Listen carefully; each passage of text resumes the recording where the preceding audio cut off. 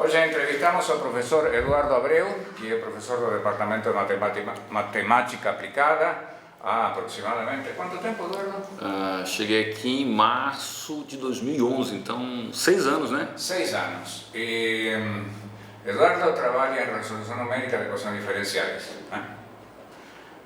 Eduardo, nós entrevistamos várias pessoas que trabalham em equações diferenciais parciais aqui. Todas fazem questão de dizer que, bom, elas trabalham mais do ponto de vista teórico. A contrapartida de você seria um resolvedor de equações diferenciais parciais prático ou computacional. Então, disso eu gostaria de falar com você. Como se relacionam as duas coisas, como é a sua parte e como entra em relação com a outra. Tudo bem, vamos... Vai lá. Bem, primeiramente é um enorme prazer estar aqui. Agradeço imensamente a oportunidade dada pelo professor Martins, né, nesse momento de interação aqui da comunidade do IMEC.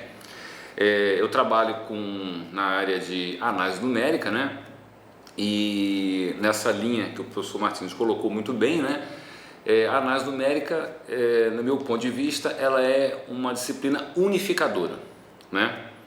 Eu vou tentar explicar um pouco dessa minha visão, né?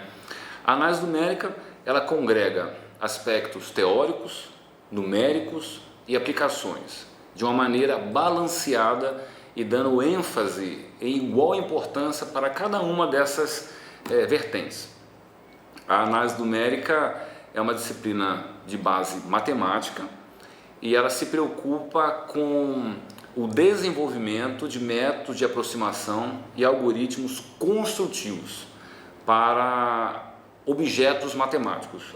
O construtivo é importante porque, ao contrário de algumas demonstrações por contradição, que é difícil de implementar, nós queremos ser capazes de simular modelos como previsão do tempo, ou, por exemplo, remediação de processo, recuperação de petróleo e assim por diante.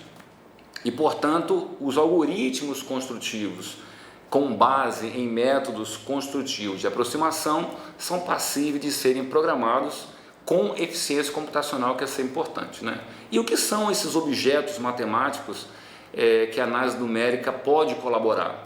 Por exemplo, sistemas lineares, que podem ser singulares ou não singulares. Aqui eu estou pensando em sistemas lineares de grande porte, com 1 bilhão de variáveis.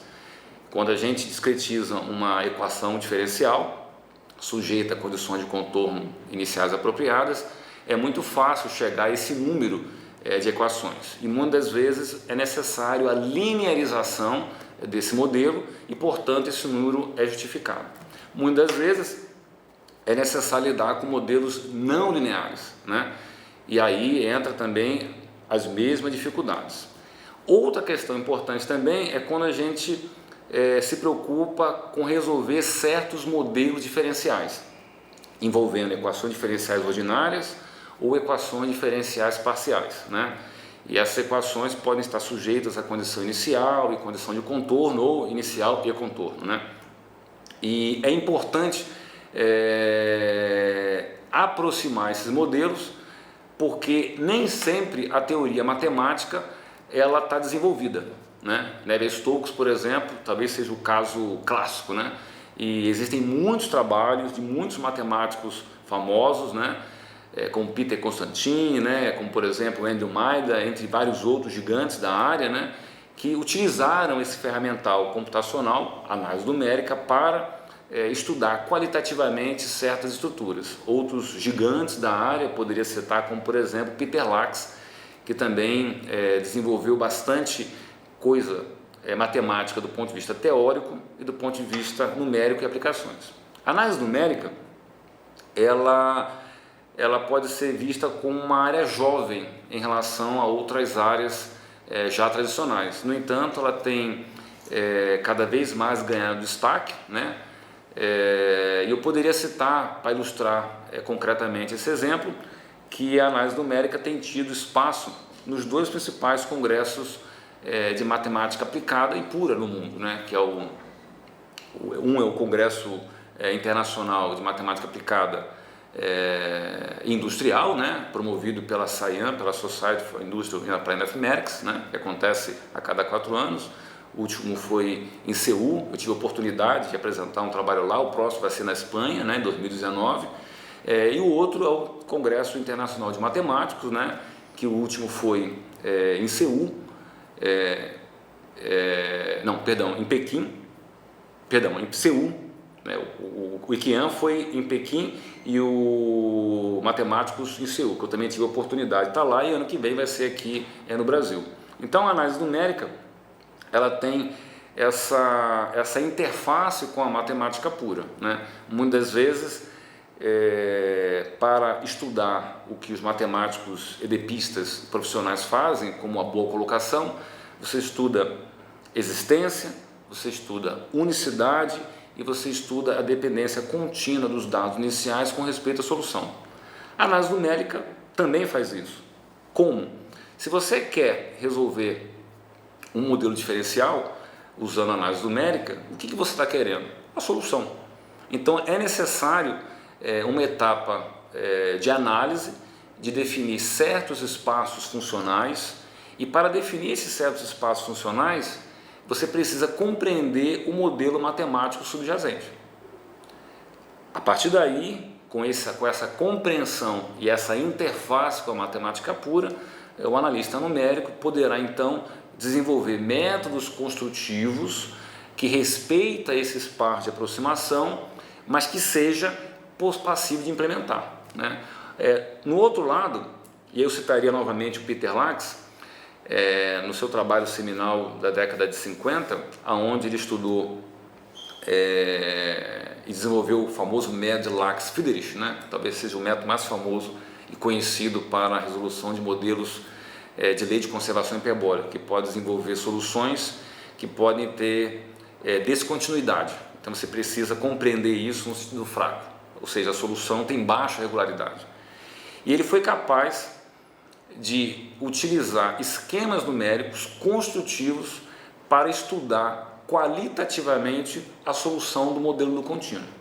Um outro, para poder talvez encerrar essa parte, é o James Glynn, que em 65 ele provou um resultado muito importante para sistemas de lei de conservação. É um problema em aberto, pouca coisa tem feito isso, e ele desenvolveu um método construtivo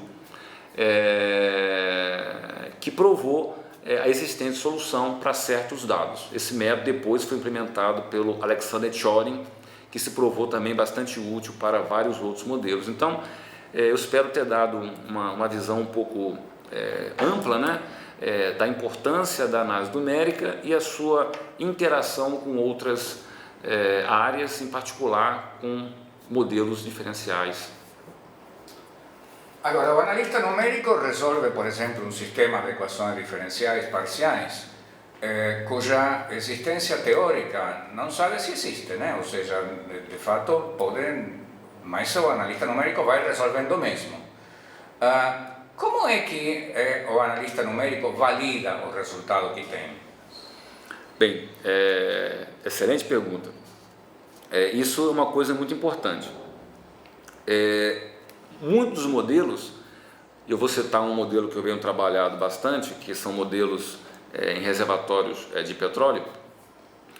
O que se tem é um modelo, e aí a gente precisa tirar, digamos assim, aproveitar, né, essa unificação entre aplicação, teoria e aspectos numéricos, né? Temos que voltar para a origem dos modelos, que são construídos em modelos em princípios fundamentais, tipicamente de conservação.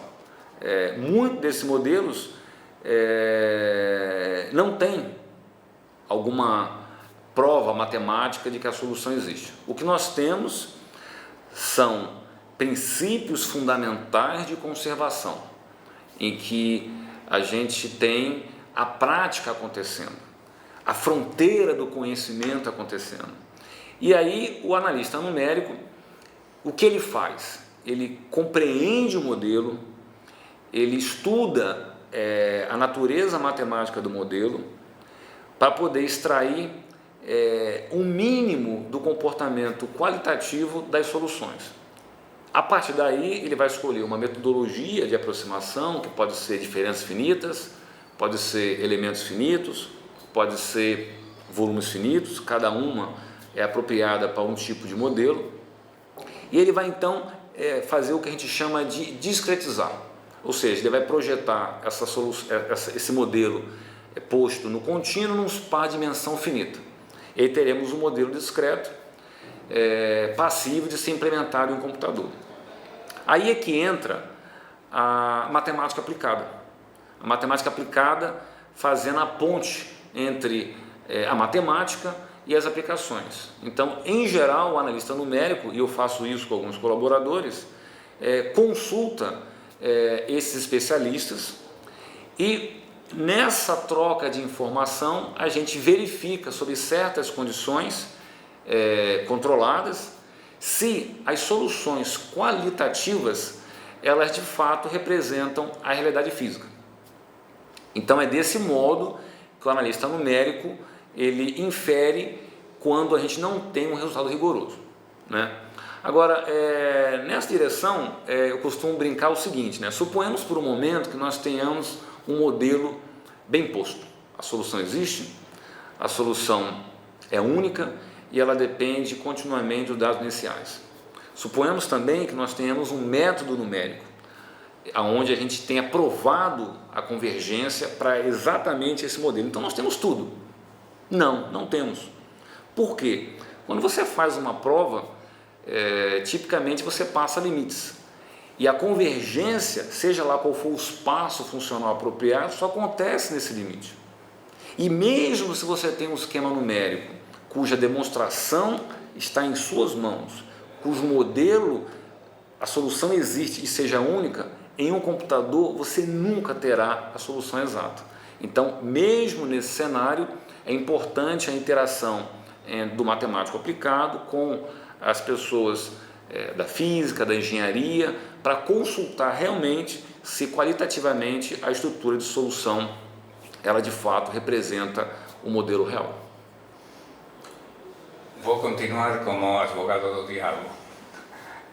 O risco de que o modelo dê um resultado errado existe, mas você diz que você consulta com especialistas da física, da engenharia, etc., para ver se o resultado faz sentido. A pergunta do diabo é a seguinte: se o físico ou engenheiro sabe o que faz sentido, para que precisa do analista numérico? Muito bom. Bem, poderíamos citar a recém-descoberta ondas gravitacionais, né? As ondas gravitacionais foram descobertas recentemente, foi amplamente divulgado na mídia, né, e em toda a comunidade científica, né?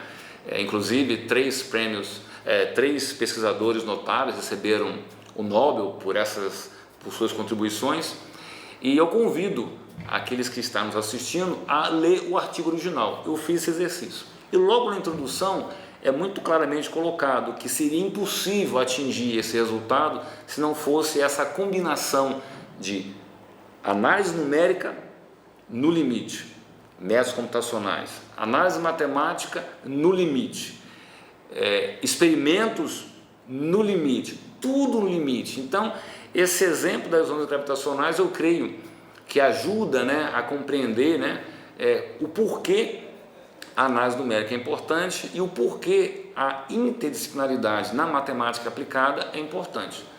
Caso contrário, deveríamos revogar o prêmio Nobel, né, desses três ilustres, porque o que nós fazemos aqui no IMEC, não apenas eu, mas vários outros colegas, em cima dessa prática. Eu não tenho dúvidas do que nós fazemos aqui está dentro das mais elevadas tradições científicas que são praticadas mundo afora. Agora eu queria voltar um pouco à minha pergunta inicial.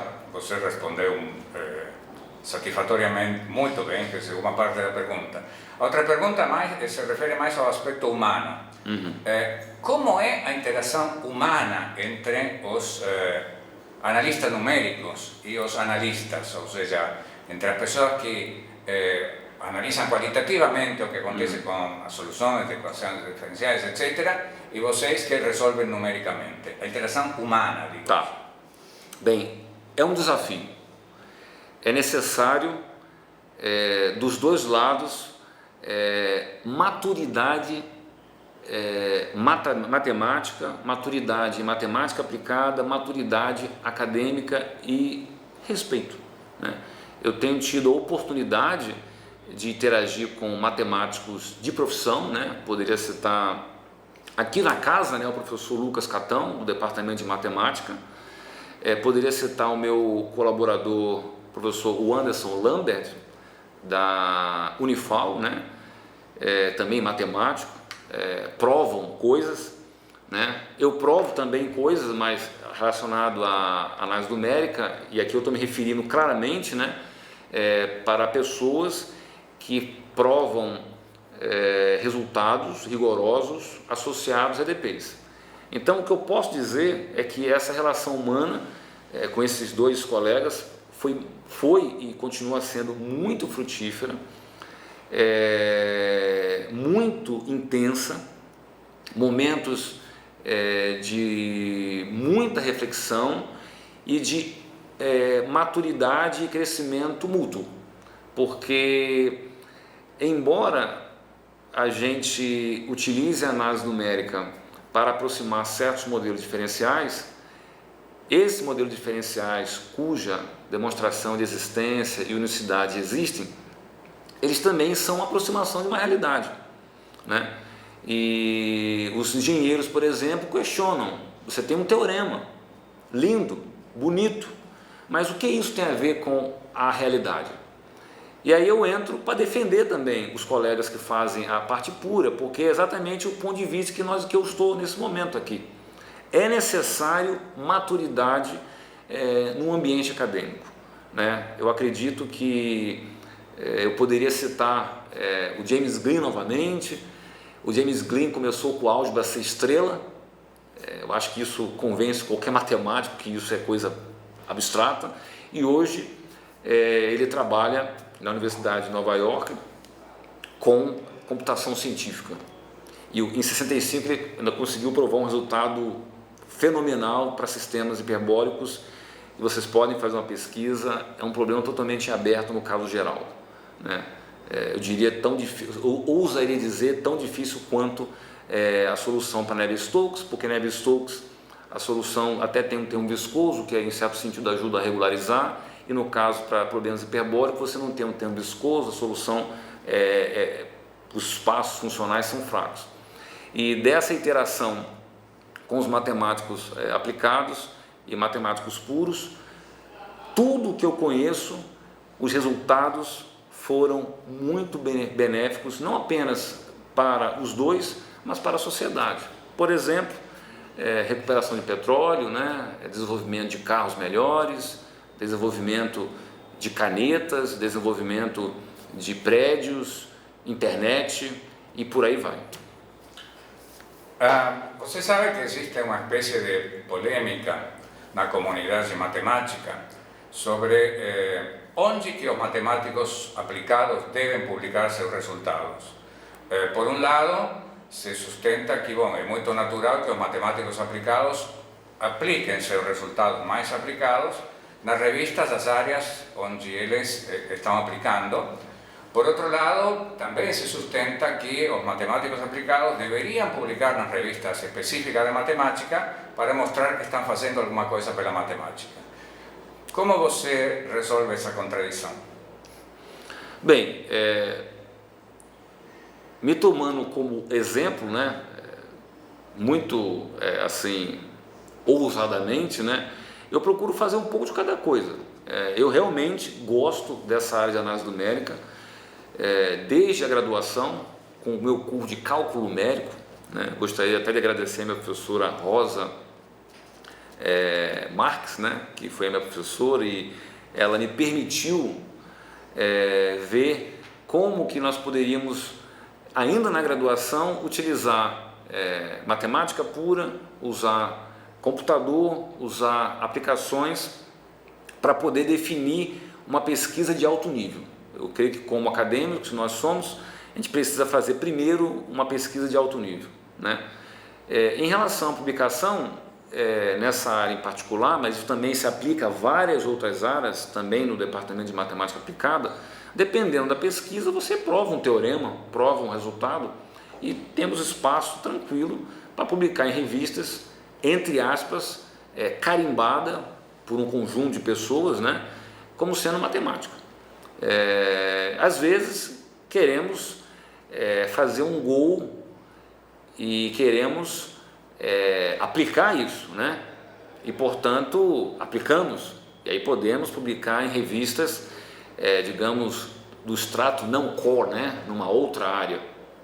E às vezes queremos fazer um golaço, né? Um gol de placa, né? Digamos assim, é você realmente extrapolar, é você desenvolver um determinado resultado, uma determinada aplicação, e quando você se dá conta, você vê pessoas de matemática pura e de matemática aplicada utilizando esse mesmo resultado. Como saber se o resultado pertence à matemática aplicada ou matemática pura? Eu consigo citar vários exemplos, como James Glynn, como Andrew Maida, como Peter Constantin, como vários outros que conseguiram. O Peter Lax, por exemplo, recebeu o prêmio Abel em 2005 pelas suas imensas contribuições nesse tripé: matemática pura, matemática aplicada, aplicações, parte computacional, combinando de maneira como um maestro, né, todas essas habilidades. Então, eu particularmente creio que é assim que se resolve essa aparente contradição, né, seguindo esses gigantes. Eduardo, fale um pouquinho dos seus alunos. Bem, desde que eu cheguei aqui no IMEC, né, em 2011, eu tenho procurado respeitar, né, a tradição do Departamento de Matemática Aplicada, que tem um programa de pós-graduação em Matemática Aplicada. Eu já orientei cerca de 5 estudantes de doutorado, no prazo correto, dentro das regras estabelecidas pela CAPES. Todos estão empregados, ou com emprego definitivo, ou estão em estágio pós-doutoral. Tenho orientado também estudantes de mestrado, né? Alguns deles seguiram para o doutorado. Um, inclusive, está fazendo doutorado sanduíche na Universidade do Texas, nos Estados Unidos, né? Por 1 ano. Tenho também orientado estudantes de iniciação científica e tenho tido a oportunidade, mais recentemente, também orientar, supervisionar, melhor dizendo, pós-doutorados. Atualmente eu tenho 2 pós-doutores sob minha supervisão direta, né? Tem sido um trabalho muito interessante, gosto muito da academia, é algo que eu faço acreditando que é paixão mesmo, não me sinto cansado em fazer essas atividades, me sinto bastante motivado e os estudantes nos motivam muito com perguntas desafiadoras, com um ambiente acadêmico bastante frutífero até o momento. Então, a minha experiência como docente aqui no IMEC, com os meus alunos, tem sido bastante interessante, bastante enriquecedor. Tenho aprendido muito também, né? A gente sempre aprende. Então, tem sido algo que eu tenho feito com muito prazer, com muita paixão.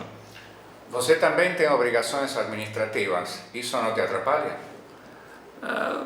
Não, eu tenho atualmente, desde que eu cheguei aqui, eu tenho procurado, né, colaborar com o Departamento de Matemática Aplicada, né, como coordenador associado de graduação, depois como coordenador, fui reconduzido, né, os colegas do departamento me confiaram essa honra, né, de conduzir a parte de graduação e, sinceramente, não, porque eu tenho certeza do que eu estou fazendo aqui, eu tenho certeza do meu papel aqui. Isso se faz nas principais universidades do mundo. Eu conheço colegas que conduzem chefia de departamento, conduzem os equivalentes na coordenação de pós e graduação em outros lugares do mundo afora, nas melhores universidades. E se você está bem preparado, se você tem um ambiente frutífero, motivador, eu acredito que nós temos a necessária criatividade, né, para poder fazer as atividades de maneira paralela e com qualidade. Isso a gente não pode abrir mão. Eu acredito realmente que as atividades são feitas a contento. Eduardo, muito obrigado e até a próxima. Obrigado. Até a próxima. Tchau, tchau.